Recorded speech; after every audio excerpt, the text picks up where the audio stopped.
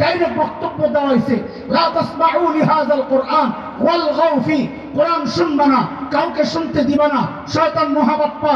এই যুগের আবু জাহেলদেরকে দিয়া ডাইরেক্ট এই বক্তব্য দেওয়াতে পারবে না। সে অপপ্রচারের মাধ্যমে এমন একটা নষ্ট প্রজন্ম দাঁড় করাতে চাচ্ছে, যারা দাড়িকে দেখলে ভয় পাবে, টুপি দেখলে ভয় পাবে, দাড়িওয়ালার প্রতি ঘৃণা লালন করবে। একজন আলেম তার স্ত্রীকে নিয়ে ঘুরতে যাবে না, কোথায় যাবে? এটা স্বামী আর স্ত্রীর ব্যাপার।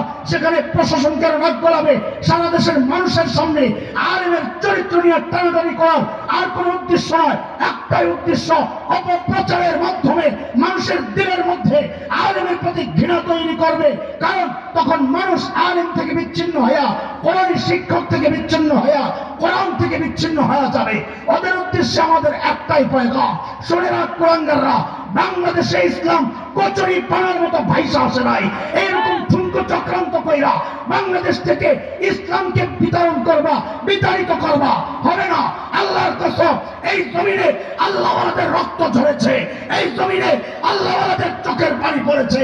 আল্লামা আহমদ শফির এই জমিনে, হাফিজের এই জমিনে, শাহজালালের এই জমিনে, শামসুল হক ফরিদপুরের এই জমিনে, সন্দীপীর হযরতের এই জমিনে ইসলাম নিশ্চিহ্ন করতে যদি কেউ আসে, খোদার কসম তাদের উদ্দেশ্যে স্পষ্ট পয়গাম। 1971 দেশ মুক্তির জন্য একবার মুক্তিযুদ্ধ হয়েছে, ইমান রক্ষায়, স্বাধীনতা রক্ষায়। যদি আরেকটি যুদ্ধের প্রয়োজন হয়, আবার যুদ্ধ হবে।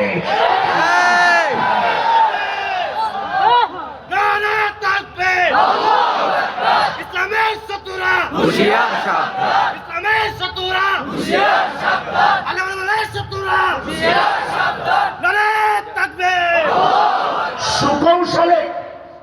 সুকৌশলে বিভিন্ন বাতিল ফিরকাকে উস্কানি দেওয়া হচ্ছে, যেন আমরা তাদেরকে আঘাত করি। আর জাতিসংঘের অফিস খুলছে মানবাধিকারের, ওরা এসে ওদের অধিকার বাস্তবায়ন করবে। ট্রান্সজেন্ডার আক্রান্ত এক শয়তান প্লে কার্ড নিয়ে ইউনিভার্সিটিতে দাঁড়ায় থাকে, আমার অধিকার চাই, আমার অধিকার চাই। বাউল নামের ফাউল করা, যাদের কাজই হচ্ছে অবৈধ সম্পর্ক, নষ্টামি।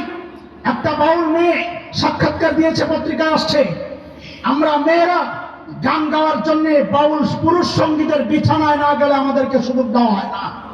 এই যাদের চরিত্র, নেশা যাদের মূল প্রাণ, আজকে তাদের পক্ষে একটা শ্রেণী রাস্তায় দাঁড়াচ্ছে। ওদের বিরুদ্ধে ঐক্যবদ্ধ হইতে হবে দোস্ত। এই জায়গায় আলেমদের বিরুদ্ধাচরণ চলবে না, সব জায়গায় আলেমের বিরোধিতা হয় না।